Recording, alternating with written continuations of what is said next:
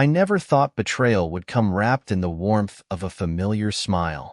That night, I sat on the couch, watching a basketball game with my son, Ryan. The house smelled of freshly made popcorn, and the rhythmic sound of the rain tapping against the windows gave the evening a cozy feel. It was one of those rare, perfect moments before the storm shattered everything. Ryan had been quiet lately, more withdrawn than usual. He wasn't the kind of kid to pry, but tonight, he kept sneaking glances at me, as if he had something to say but was afraid to speak. I should have sensed something was off, but I was too lost in the illusion of peace to notice. "Dad," Ryan finally spoke, his voice hesitant. "Can I talk to you about something?" I muted the TV and turned to face him. "Of course, son. What's on your mind?" His fingers tightened around his phone, knuckles white. "It's about Mom." The mention of Vanessa's name made my stomach tighten, but I kept my expression neutral. "What about her?" Ryan swallowed hard, his atoms apple-bobbing. "I think she's cheating on you." His words sliced through me like a blade. I let out a breath, trying to mask the sudden rush of disbelief. "Ryan, that's a serious accusation." "I know," he said, his voice shaking. "That's why I got proof." I watched, frozen, as he unlocked his phone and pulled up a video. "I set up a camera in the living room," he admitted, shame creeping into his tone. I had a bad feeling. I needed to know." He pressed play. And just like that, my world caved in. Vanessa, my wife, my partner, the woman I had loved for over 15 years, was tangled in the arms of her boss, Richard Hale. I recognized the smug bastard immediately. The video played in silence, but the betrayal screamed louder than any words could. The way she touched him, the way she laughed, the way she kissed him. It wasn't a mistake. It wasn't a lapse in judgment. It was a choice. My hands trembled, my pulse roaring in my ears. I couldn't tear my eyes away from the screen. Every second of that footage burned itself into my mind, carving a scar I knew would never heal. Ryan watched me cautiously, waiting for my reaction. I forced myself to breathe, to think. I wouldn't give Vanessa the satisfaction of an emotional outburst. No, I would be calculated, ruthless. I stood up, my voice eerily calm. "Send me that video." Ryan hesitated. "Dad, now, Ryan." He nodded and forwarded the clip. I took a deep breath, walked over to my desk, and pulled out my phone. Within minutes, my lawyer had the video, along with one clear instruction: serve her the divorce papers immediately. But that wasn't enough.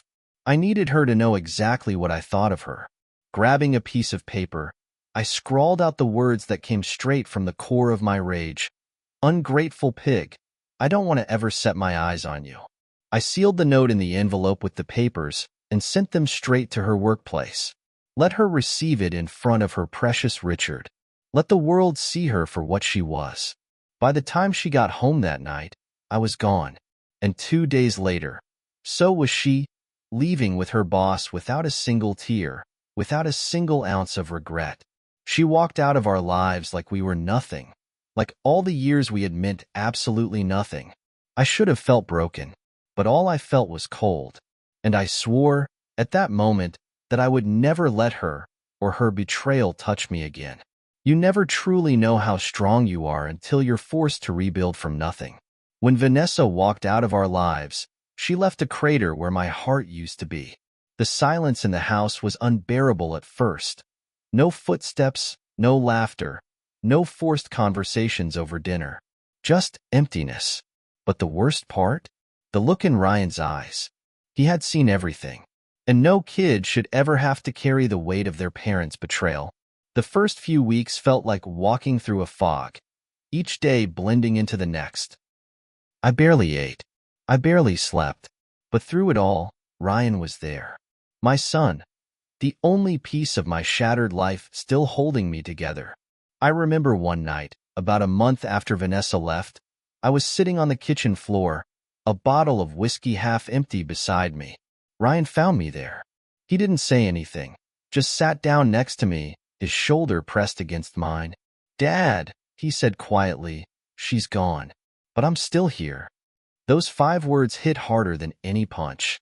I looked at him, really looked at him, and realized something. I couldn't fall apart. Not for me. For him. I poured the rest of the whiskey down the sink that night. And the next morning, I made a promise. We rebuild. Together. I threw myself into work, not as an escape, but as a mission. I had spent years working under someone else's roof, building their dreams. No more. It was time to build my own. I drained my savings, took out a loan, and opened Carter & Company.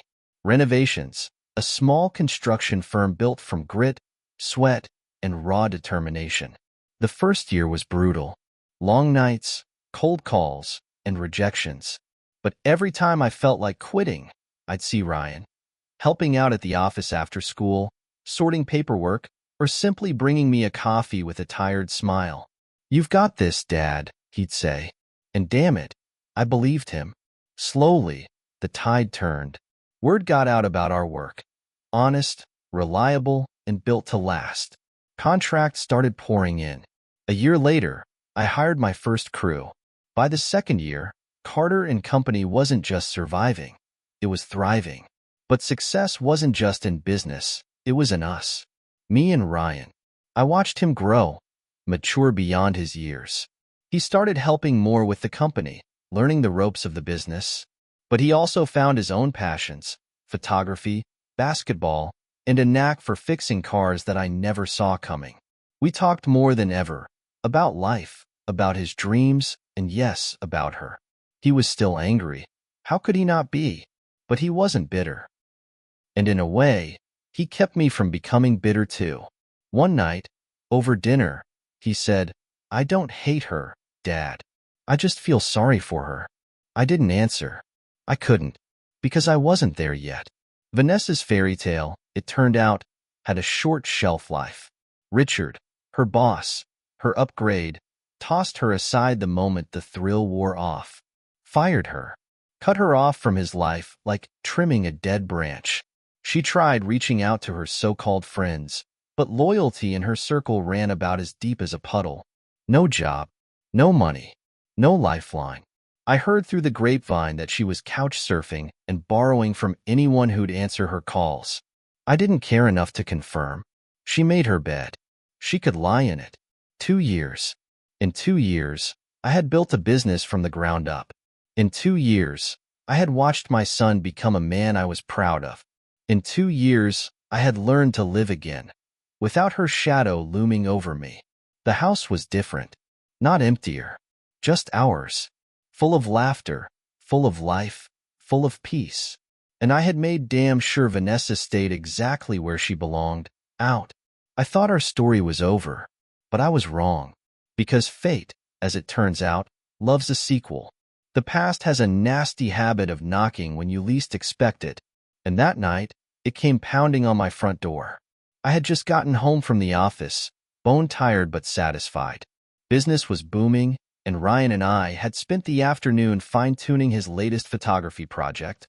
It felt like life had finally settled into something solid, something good. Then came the knock. Not the polite kind, the desperate kind. I pulled the door open, and time folded in on itself. Vanessa, but not the Vanessa I once knew. Not the woman who had walked out of our lives with her head high and her lover's arm around her.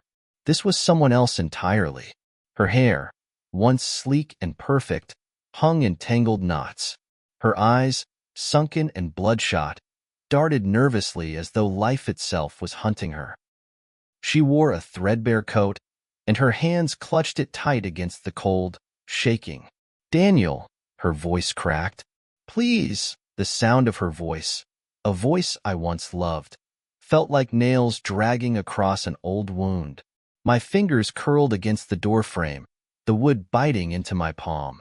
I felt it all rush back, the betrayal, the lies, the cold emptiness she left behind. And beneath it all, the rage that had simmered for 2 years. I kept my voice cold, flat. "What do you want?" Her lips trembled, and I swear I saw her pride crumble as she whispered, "I have nowhere to go." I didn't blink, didn't move. Not my problem.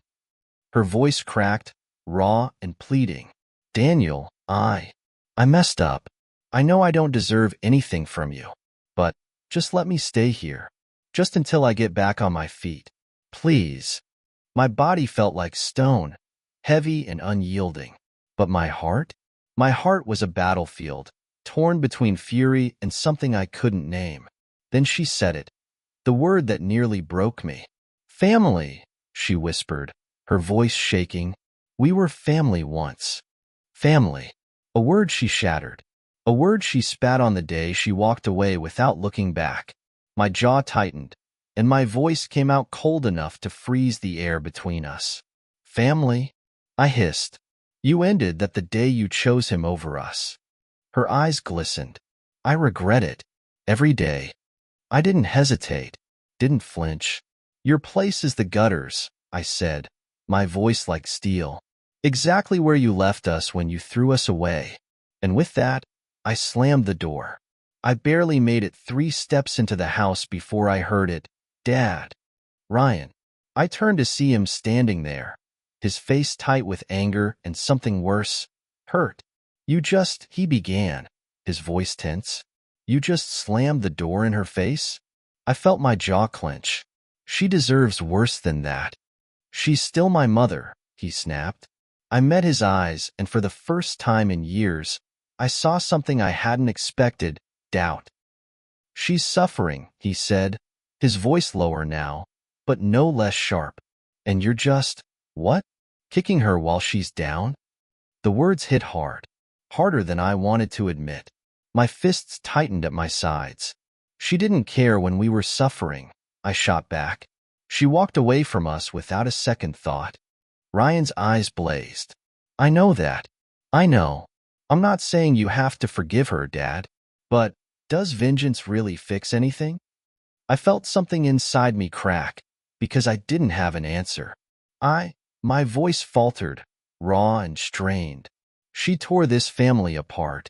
Ryan's face softened, his anger folding into something else, pain. She did, he said quietly.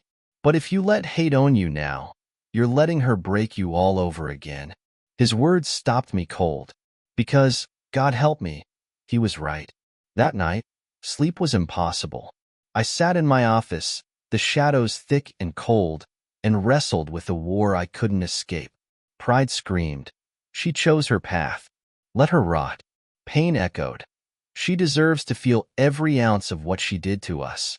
But somewhere, beneath it all, was a whisper I couldn't silence. What kind of man do you want to be, Daniel? My eyes landed on a photo.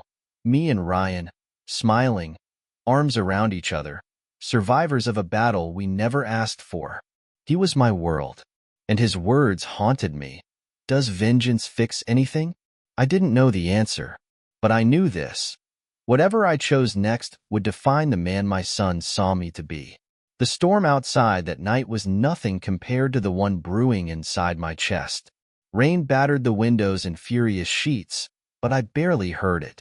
My focus was locked on one thing. Ryan wasn't home. I had come back late from the site, expecting to see him in his room, headphones on, editing his latest photos. Instead, an empty room. No call, no text. My gut twisted. Ryan was responsible, always. But something was off. I grabbed my jacket and keys, the worry gnawing at me like a sickness.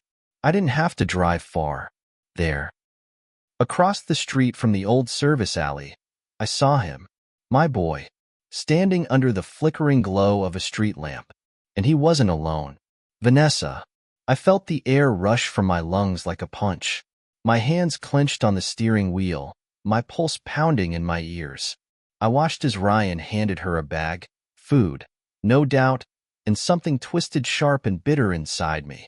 The woman who shattered us, reduced to this. But my son, was helping her. The ache hit me like fire and ice all at once. Was he going behind my back? Lying to me? My fingers gripped the handle, ready to throw the door open and confront them both. But something made me stop. Vanessa. She looked broken. I barely recognized her. The woman who once dripped elegance now sat against the cold wall, her face gaunt, her lips cracked, her body trembling under soaked, tattered clothes. She coughed, a harsh, rattling sound, and clutched her chest as if every breath was a struggle. And Ryan, my boy, knelt beside her, his voice soft, his hand on her shoulder. I couldn't hear his words, but his eyes said enough. Compassion. And damn it, my heart cracked. I waited for Ryan to come home. The second he stepped through the door, drenched and cold, I spoke, low and firm. How long? Ryan froze, his eyes wide.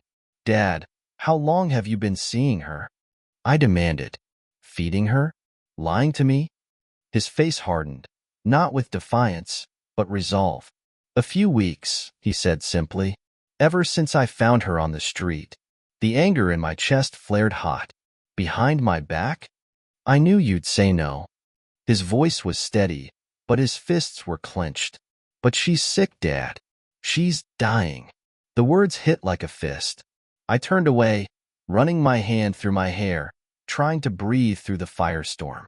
You, my voice was tight. You're helping the woman who destroyed our family. Ryan's voice rose, sharp and raw. No, I'm helping a human being. His eyes burned into mine, and in that moment, I saw it. The man he was becoming. Stronger, braver, and better. She messed up, he said, his voice tight with emotion. But people make mistakes. You taught me that. You taught me about character, about doing what's right, even when it's hard. So, where's yours? The air between us crackled with silence, heavy and cold. I couldn't speak, because my son had just laid my soul bare. The next night, I found myself standing where I swore I never would, before her. Vanessa sat slumped against the wall, her breath shallow, her skin pale. She barely opened her eyes. You're killing yourself, I said, my voice rough. She gave a weak smile, bitter and broken. Why do you care? I didn't answer. I didn't know. Instead, I crouched, my voice cold but cutting. Ryan thinks you deserve a second chance. But I need to know, why? Why did you do it? Her lips trembled, and for a moment, I saw something I never expected, fear. You think I chose this, she whispered. Her voice was cracked, thin as glass. But you don't know what he did to me. I felt the ground shift under me. Richard? Her hands, thin, shaking, clenched her coat. He wasn't just my boss, she rasped. He was a predator. The room spun. What? Her voice broke, and a tear slipped down her sunken cheek. He came on to me. I refused. But he had power. Over my career, my reputation. He threatened to destroy me, destroy us. My breath caught, my stomach a pit of ice. So, she whispered, her voice barely there, he made me choose, be his or lose everything. And when Ryan recorded us, her voice cracked fully now, you only saw the betrayal. But I was already trapped. My chest was a cage of fire and ice, rage and confusion colliding. Why? My voice was hoarse. Why didn't you tell me? She met my eyes, hers broken and hollow. Would you have believed me then? Or would you have seen me as the woman who tore your heart out? I felt the earth fall away beneath me. 2 years of hatred, of pain, suddenly twisted into something unrecognizable. I had built a wall around my heart, stone upon stone of rage and betrayal. But now there was a crack, and through it, something I hadn't felt in years seeped in, doubt. Was she telling the truth? Or was this just another game? I didn't know, and it burned me alive. But as I stood there, watching her break before my eyes, one thing was clear. Hate had been easy, but this was something far harder. The sun dipped low, casting amber streaks across the sky as I stood outside the guest house. The air was thick with tension, the kind that weighed on your chest, making every breath feel like a decision. I had fought wars within myself these past days, but in the end, I kept seeing Ryan's eyes, burning with compassion, demanding something better from me. The front door creaked open. Vanessa stood there, frail but upright, her eyes hollowed by hardship but brimming with something unfamiliar: humility. "I'm not here for pity," she said softly, "or forgiveness. Just a chance to get back on my feet." My voice was cold, but steady. "The guest house. It's yours. Temporary." Her lips parted, and for a second, I saw her blink back something. Shock, perhaps. "Thank you, Daniel," she whispered. I turned to leave but paused, my voice firm over my shoulder. "Don't thank me. Thank Ryan."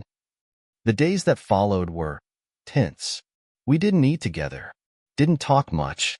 She kept her distance, working odd jobs and spending every spare moment with Ryan.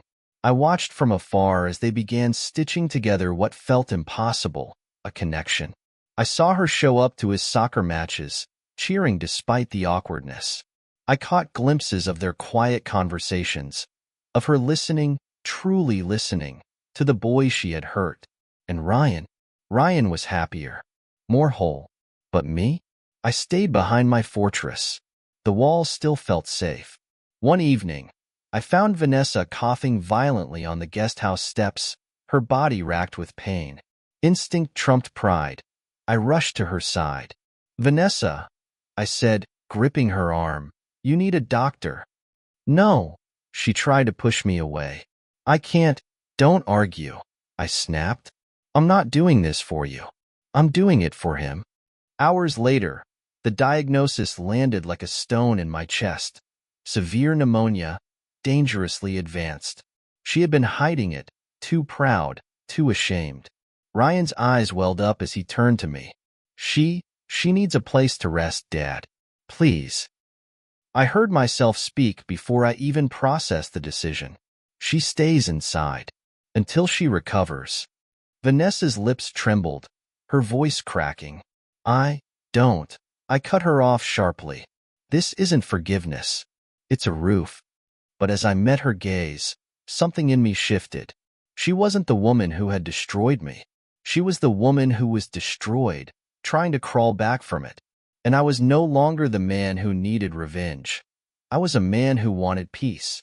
The weeks bled into something unexpected. Vanessa, still frail, began to cook meals, leaving them on the counter without a word. I resisted, until I didn't. We started having short, clipped conversations. Awkward, tense, but real. She told me about the battles I never saw. I didn't give her my heart. No, that was gone. But I gave her my ear. Ryan, ever the bridge, began sharing family moments, movie nights, card games, slowly threading us into something fractured but familiar. And as I watched my son heal, I felt something impossible, my own healing beginning. One night, under a sky scattered with stars, Vanessa stood before me. "Daniel," she said, her voice raw, "I know I can never undo the past, and I don't expect your forgiveness. But thank you for giving me the chance to show Ryan the mother he deserves." I was silent for a long moment, my heart a battlefield of pride and pain. But then, I spoke, my voice soft but firm. "I may never forget," I said, my eyes steady on hers. "But I'm trying to understand." Her lip trembled, and she nodded, because she knew. Understanding wasn't forgiveness, but it was something. The scars would remain, but they would no longer define us. My son had taught me that sometimes strength isn't in the fist that shatters, but in the hand that mends. As we stood together, no longer enemies, but not yet whole, I felt something I hadn't in years: peace. If this story moved you, don't forget to like, share, and subscribe for more captivating tales. What would you have done in Daniel's shoes? Let me know in the comments below. Until next time, stay strong, stay kind, and remember, sometimes mercy heals what vengeance cannot. See you soon.